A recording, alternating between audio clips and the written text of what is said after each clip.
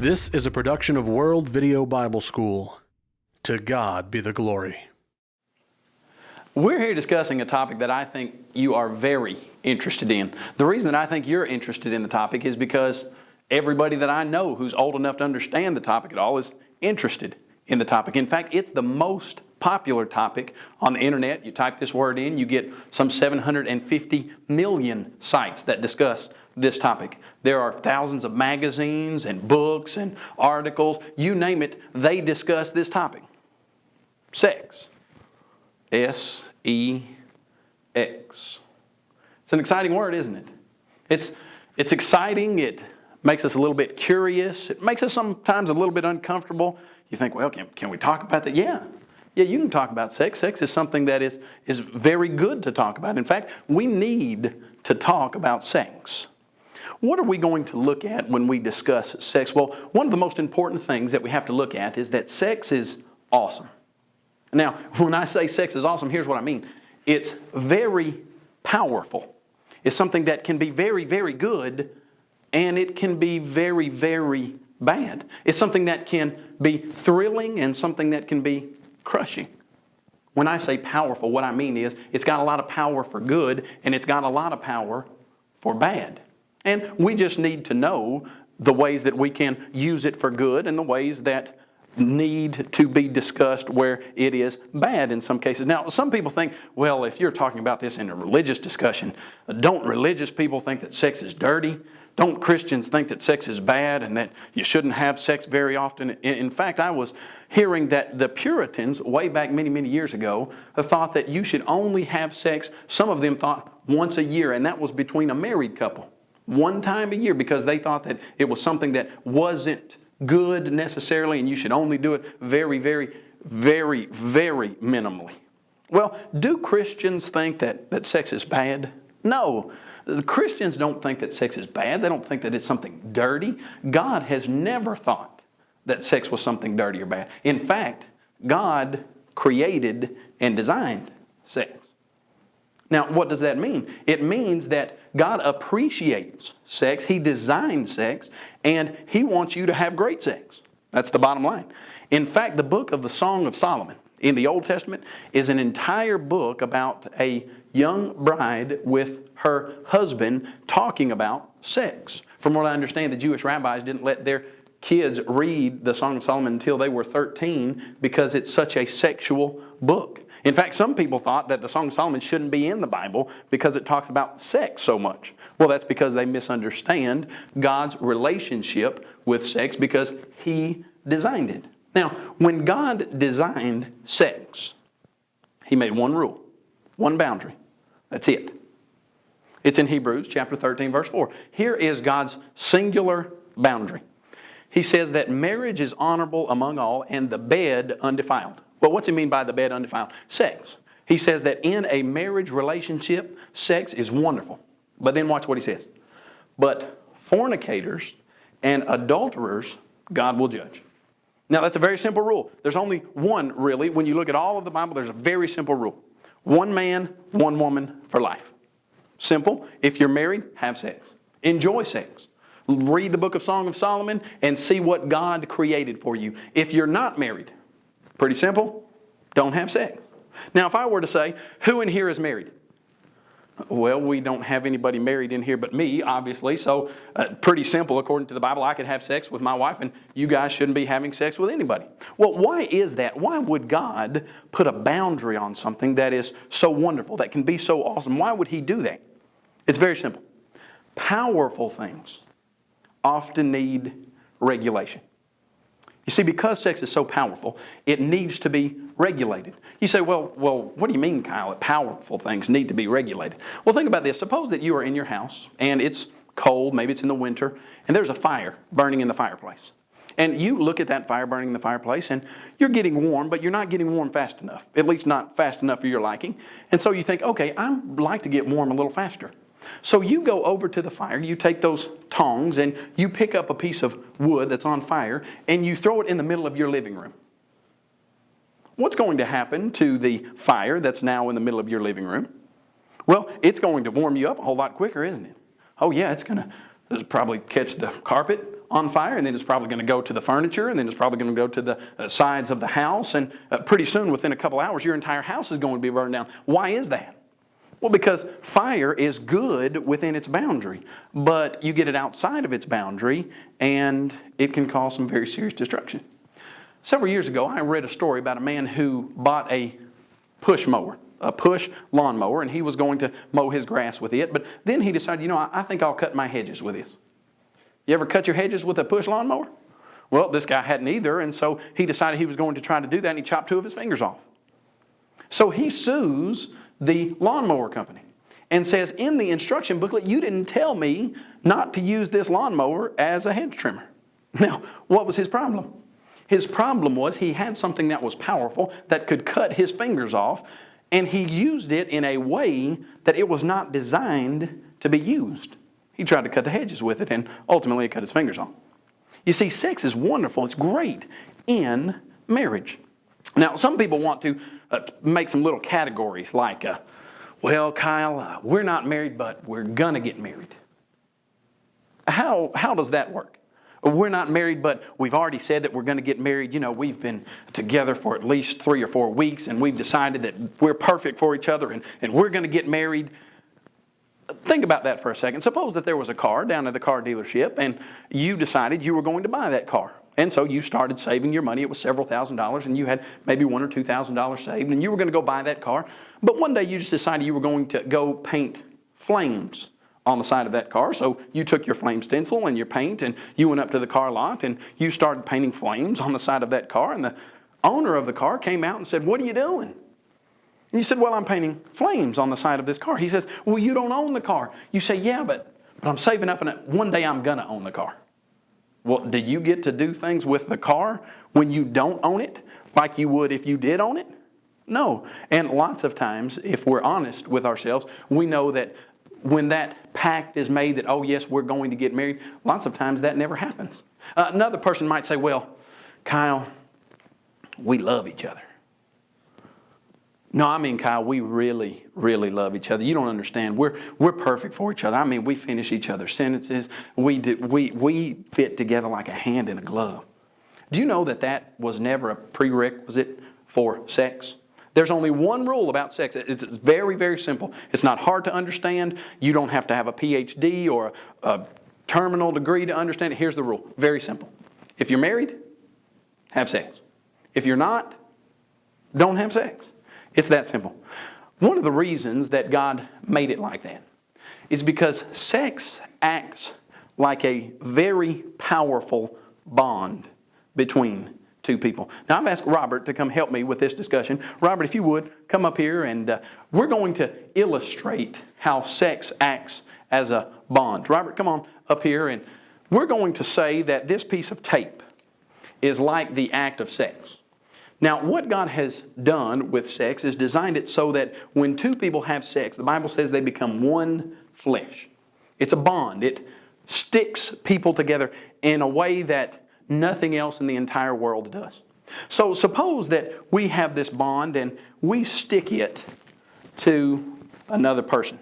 Now, the first time that we do that, it's going to be very sticky. It's going to be very powerful. It's going to form a bond that is very tight and strong. But now suppose we decide that that person's not someone we want to stick with, and so we take that bond and we rip it off. Thank you, Robert. Appreciate that.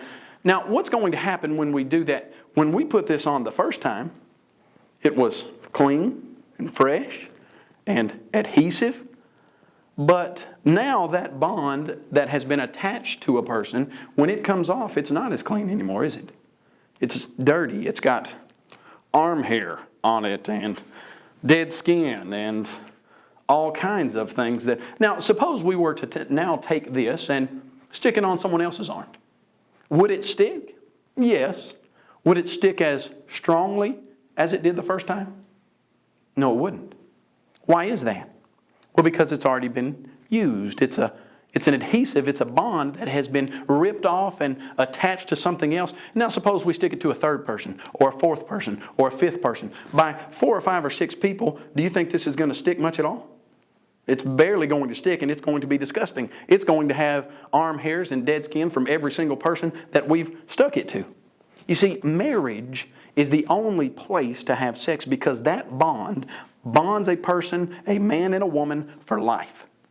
But when you start bonding outside of marriage, what you start getting is something that's very dirty, and you start becoming numb to the power of the sexual bond. And instead of treating people with respect, like God designed the marriage relationship to have with a sexual relationship, you start treating people as objects, and you don't bond to them as people.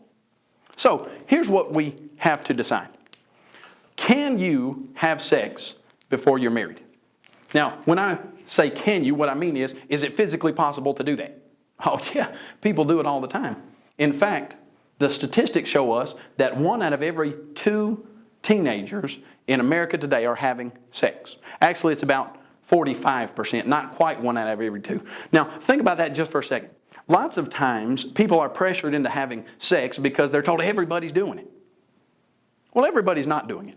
In fact, only about 45% of all high schoolers are having sex before they're married. So that means there are 55% of the people in your high school, most likely, that are not having sex. So when someone says everybody's having sex, that's simply not true. Everybody's not having sex. In fact, more teenagers your age are not having sex than are having sex. So if someone tries to pressure you into having sex by saying, oh, everybody's doing it, you just quickly tell them that that's simply not the case. Everybody's not doing it. But when we look at that, 45%, that's a pretty large percentage of people who are having sex in high school.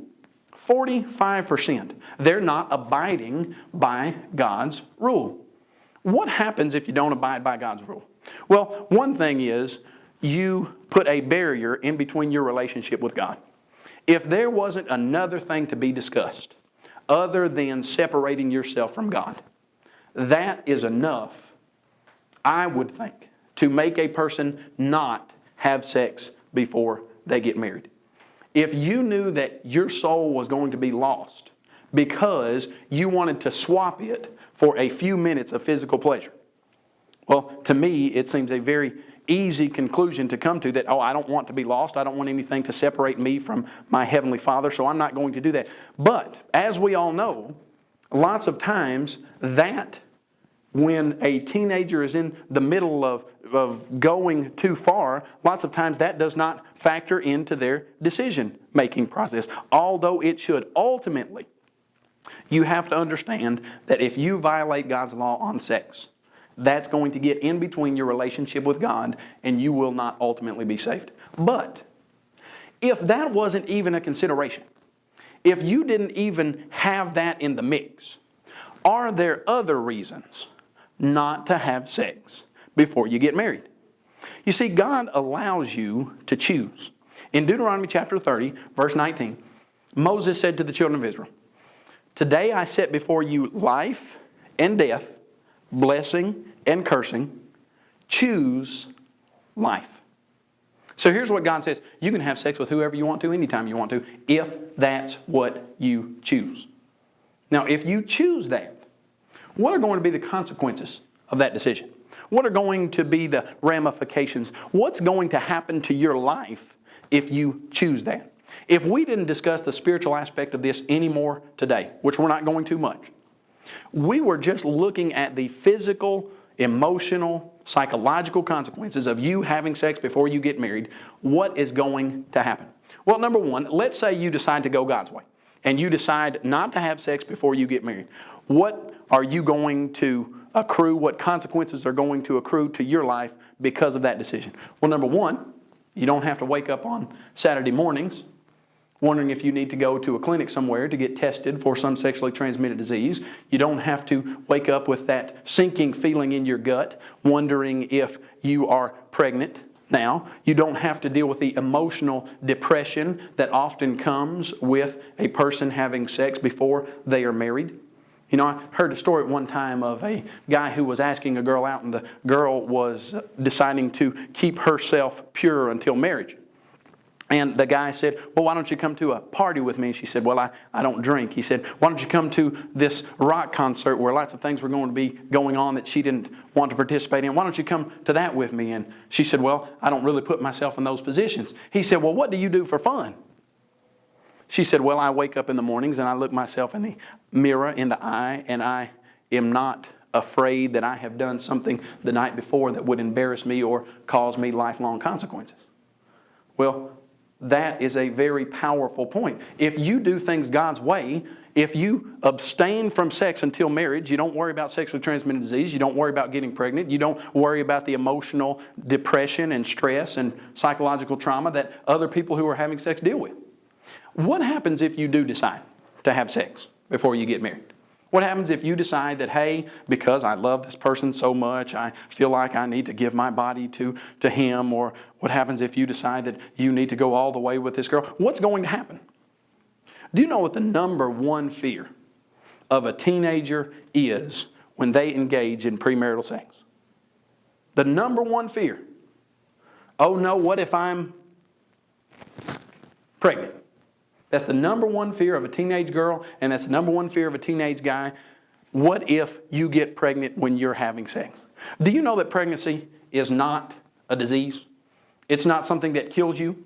It's something that many people live through on a regular basis. It is irrational, really, for that to be the number one fear of a teenager, because there are lots of other things that are much more frightening than that.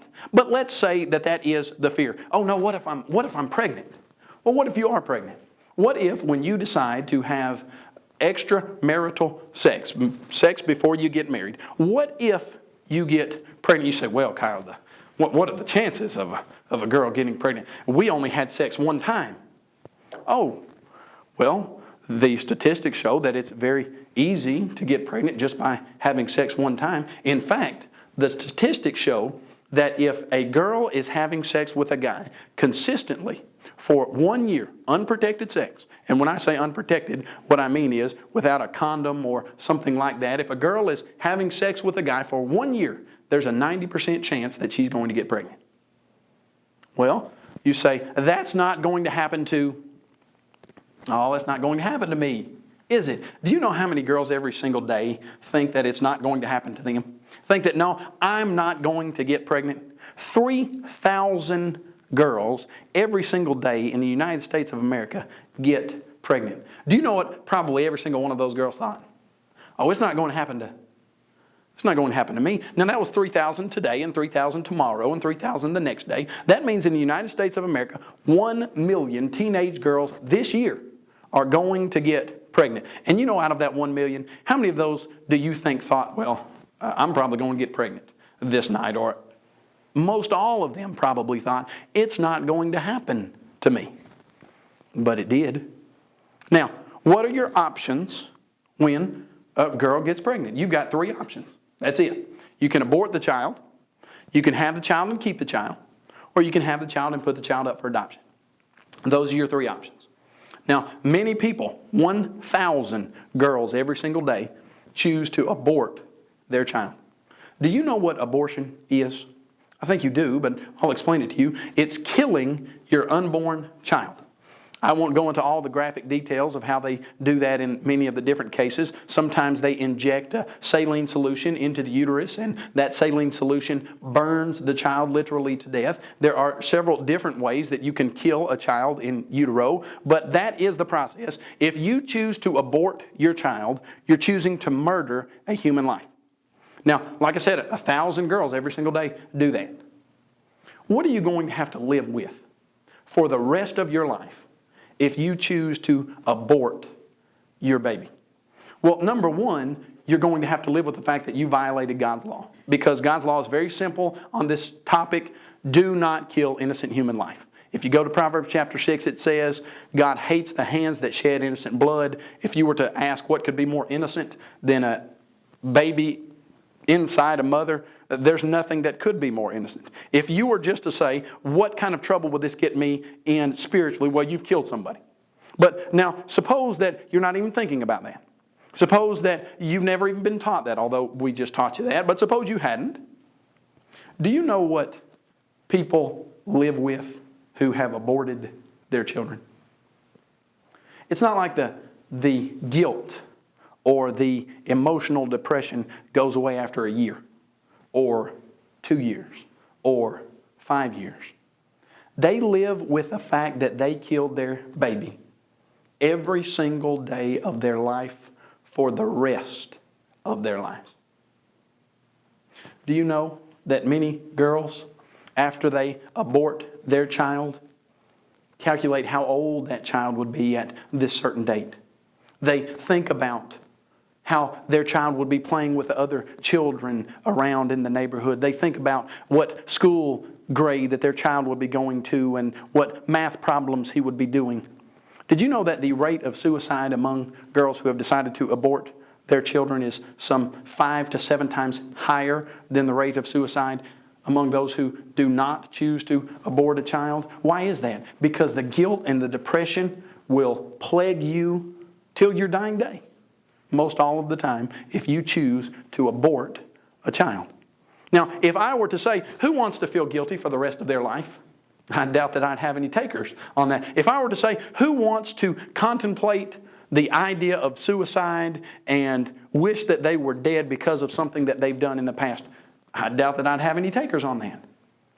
Now, what if I said, who wants to abort their child?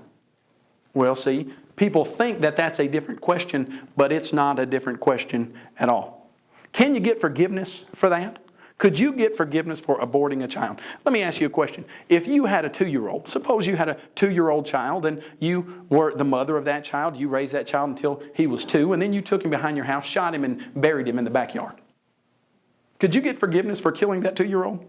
You could. According to the Bible, the blood of Jesus Christ is powerful enough to forgive you from any sin that there is. Do you think after you obey God and ask for forgiveness and receive forgiveness from God, that would take away the image in your mind of what you did? Oh, no, it wouldn't. You see, God will forgive a person of a sin. There's not a sin out there that you can do that God wouldn't forgive you of if you obeyed Him and repent. But He doesn't take away the physical, emotional, psychological consequences. Do you think if you actually shot a 2-year-old for the rest of your life, in your mind, you would have that picture of the gruesome, horrible deed that you've done? You would. And that's the exact same way it is with abortion, when you understand that it's murder. So we say we've got 3 options. Number 1, you could abort your child. Number 2, you could have your child and keep it. Now, that happens. What's going to happen to a girl who decides to have her child and keep it? Well, number 1, 1/3 of all of the girls who decide to give birth to their child and keep it are going to drop out of high school. When they do that, what that means is 80% of all the girls who decide to keep their children are going to live at poverty level for at least 10 years, and then about 50% of them are going to live at poverty level for the rest of their lives. So if you decide to have your child, you're most of the time not going to get a high school degree, which you're going to need to get a good job. Since you're not going to have that, you're going to get a job somewhere like at maybe a Subway or a McDonald's, and you're going to make minimum wage, maybe just a little bit more. And then suppose that your child gets sick. You send your child to a daycare, your child gets a fever. Well, all daycares that I know, they don't allow a child with a fever to stay there, and so you're working at Subway, and the daycare calls you and says you need to come and get your child. So then you get off of work, you go and get your child, and for 24 hours a day, 7 days a week, you are going to take care of that child. You're going to have to make sure that that child is fed. You're going to have to make sure that that child has a place to stay, that someone is taking care of that child. You're not going to be going to football games on Friday night like all the other teenagers are. You're not going to be doing all the other fun things that the teenagers are doing. You are forfeiting your teenage years to take care of this child that you have given birth to. Now, am I saying that's a wrong decision? No. I'm certainly saying it's a much, much better decision than the immoral decision to abort the child. What I'm saying is you had a good option. You had a good choice before you had sex. But now, since you've had sex and now that you are going to have a baby, you've got 3 options to pick from, and none of them is a bright, sunshiny option that's going to thrill you with joy and make you eternally happy for the rest of your life. All of them are going to bring about consequences in your life. You have your child, and that child is going to depend on you for 18 years until that child's 18 years old. Now, when we think about this, obviously we've been talking to the girls mostly here. Did you know, girls, that guy who looked into your eyes and said, I'll always be there for you, baby. You're the most beautiful thing I've ever seen. If something happens and we get pregnant, I'll stand beside you 100% of the way. You know that guy? That guy that you've been going out for 6 months that you thought you really, really loved? You know where 90% of those guys go after a girl gets pregnant? No, you don't, because they just leave. They aren't around for that girl who's gotten pregnant. They're not around to be the daddy that they promised they would be. They're not around to be the support system that they said they were going to be for you. They don't go into the clinic with you and go through all of the baby process with you. You get your mother or your grandmother or someone else to do it, and you walk into that doctor's office and you see the married couples going through this exactly like you envisioned in your mind happening before you got pregnant as a teenager. And guys, by the way, 50 states now require a male's social security number to be on the birth certificate of all children that are born. Here's what that means. They're going to find out who the father is, and then they're going to come to you as the father of this child, and they're going to say, you have to pay child support until this child is 18. So there's a good chance that you can pay up to $250,000 for the next 18 years of this child's life while you're paying child support. Now, imagine how this is going to be when you get up to college and you're all 22 years old. You meet the girl of your dreams and you say, boy, I'd sure like to get married. But then you have to explain to this girl that when you were in high school, you got a girl pregnant and you're going to be paying $10,000 a year to child support to take care of this child until he's 18. How's that going to sound to the prospective girl that you're thinking about marrying? You think they're going to be, oh, hey, no problem there. Well, that's going to be a very serious difficulty. Your other option is this. You can have the child and put the child up for adoption. Those are your three options. Is this a good option? Well, in some ways, it's certainly much better than aborting the child because that's an immoral option and you'll live with the depression of that for the rest of your life. But you will still, if you have your child and put it up for adoption, you'll still mark the very day that that child was born. And most likely every single year that rolls around, you'll wonder what your child is doing. If the people that adopted your child are being kind to your child, if they're being loving to your child, if they are physically abusing your child, what's going on? But you won't be able in many cases to make any contact because that will put very serious strain on the parental relationship with the adopted parents, and so you'll just have to sit in the dark and hope that that child is getting taken care of. Now, is that a bad option? Sure, it's a bad option. You had a good option before you had sex. Now you don't have good options. It is a bad option, but out of the three, how does it rank? Well, you just have to add up the consequences and see. A lady by the name of Pam Stenzel, she goes around the country speaking on abstinence. She tells the story of a young 15-year-old girl who got raped one time. That was it. She got pregnant because of that rape, and she had to decide what she was going to do with this baby. Now, in her case, she hadn't just messed up and had sex. She was raped, and many people would have thought, well, that would be an okay situation to kill the child. Well, of course, the Bible wouldn't recommend that at all. It would still be an immoral decision. But her 15-year-old mother, the 15-year-old mother of this baby, decided to have the child. And she did. She brought the child into the world, gave the child up for adoption. That child grew up in a home that was supportive. Eventually, she became one of the most outspoken speakers on abstinence in the country. She was Pam Stenzel. And Pam Stenzel says that if she ever sees her birth mother, she's going to go up and give her the biggest hug and thank her for doing something that took courage and that took love, for bringing her into earth, bringing her into life, giving her life, not killing her, but doing the loving thing of allowing a family that wanted her to adopt her. You know, there are 2 million couples in the United States right now who are waiting to adopt a child. That's another one of your options. Is it a good option? No. Is it one of the three that is where you have to just weigh your consequences? Yeah, you had a good option. But you had sex before you got married and you got pregnant. Well, somebody says, Kyle, you know, we're not going to get pregnant. we use a condom. And at school, they have showed us how to use these condoms. They passed around the banana, showed us exactly how to put the condom on the banana. We have been instructed properly how to use this condom, and we're not going to get pregnant. Did you know that 15% of all people who use condoms get pregnant? Now that's 15 out of every 100.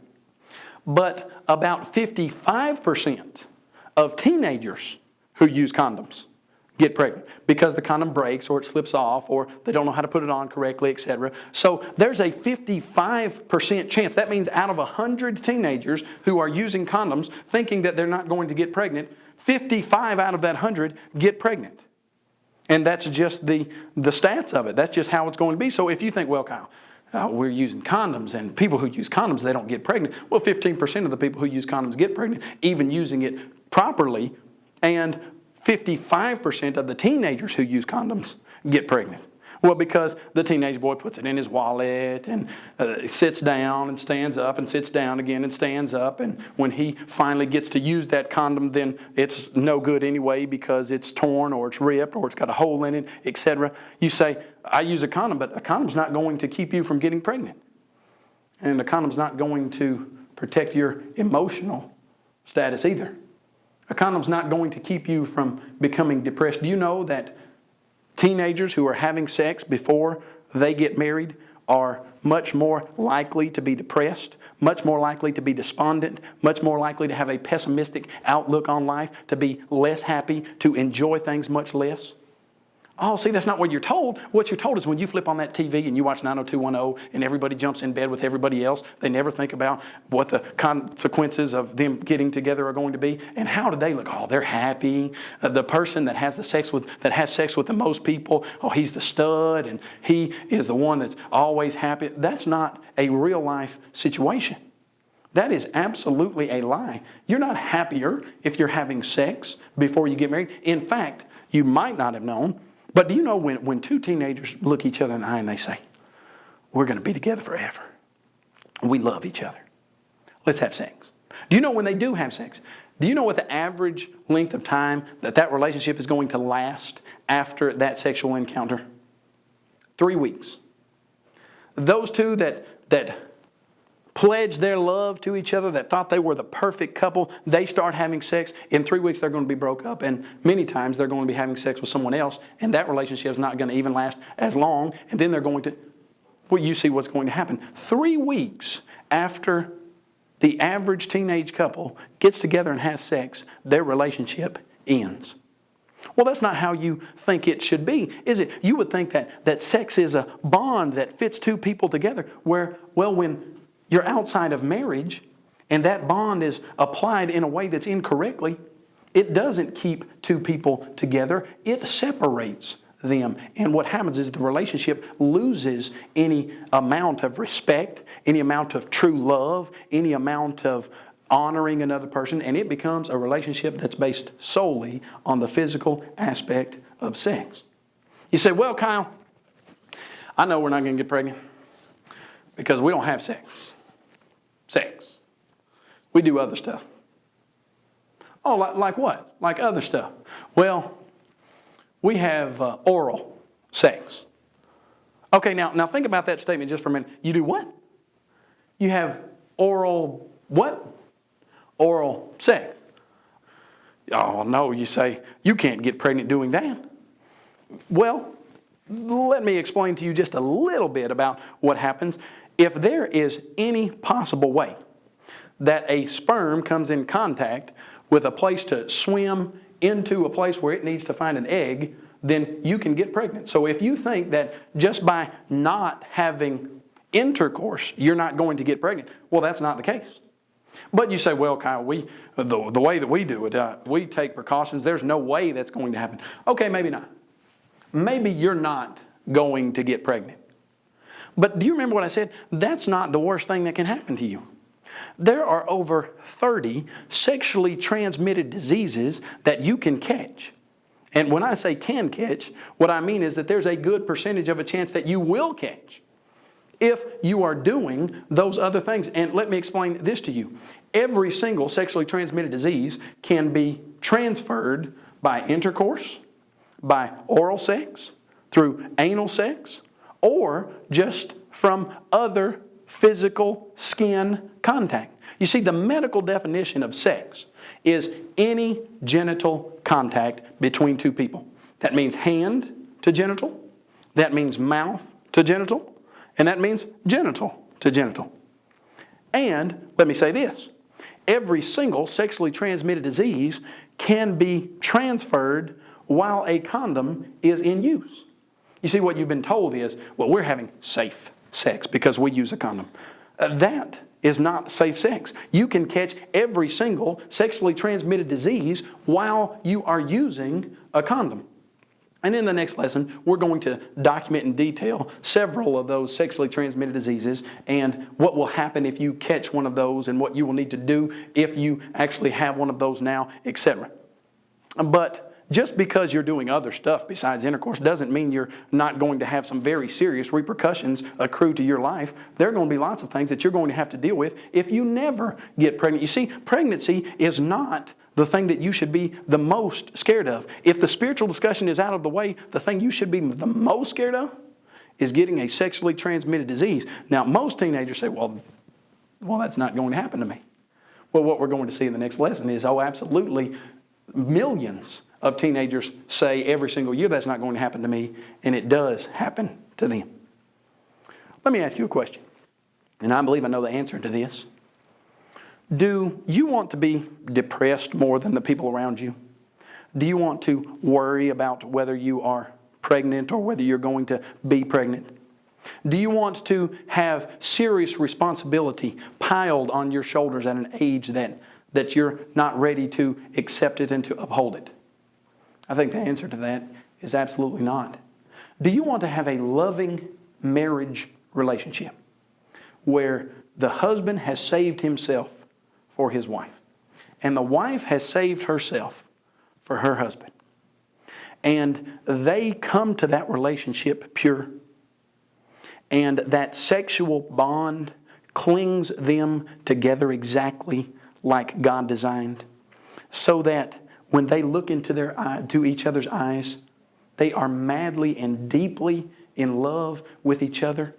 And the gift that God has created in sex is something that they continue to enjoy for the entirety of their marriage relationship. Is that what you want? Oh, I think if anybody were to be in a discussion like this, they would say, yes, that's what I want. Well, how do you get that? I was listening to a story about a man who went to the airport the other day, and as he was waiting for the person he was waiting for to get off of the airplane, he saw an older gentleman. And it wasn't all that old, it was about 50, coming off of the plane, and he saw his family there, that older gentleman's family. And that older gentleman rushed to his family, and the wife hugged him, and the kids all hugged him on the legs and were just so excited. They were squealing that their daddy was finally home. And this young man who was watching this was so engrossed in the picture, watching it so intently that he didn't realize that he was staring, but he was. And as he stared, he saw that father bend down and kiss that youngest child on the forehead, and then hug that middle child. And then he said, I've saved the best for last. And give his wife a passionate, passionate kiss. And the young guy was sitting there staring, watching, and the older gentleman looked over and saw that this young guy was watching and said, can I help you? And the young guy said, oh yes, I was just wondering, how long have you been away? And the older gentleman said, 2 whole days. The young guy thought, boy, I sure hope that I have a relationship like that with my wife when I get to be your age. And he said the older gentleman stopped right there and he looked him dead in the eye. He said, don't hope for that. Decide to have that. There is no possible way that you will have a marriage sexual relationship that you want to have with your spouse if you don't decide right now that you're going to save yourself for that person that you truly and madly and deeply fall in love with and pledge your love to for the rest of your life. I hope you will decide that you're going to have everything that God wants you to have out of sex.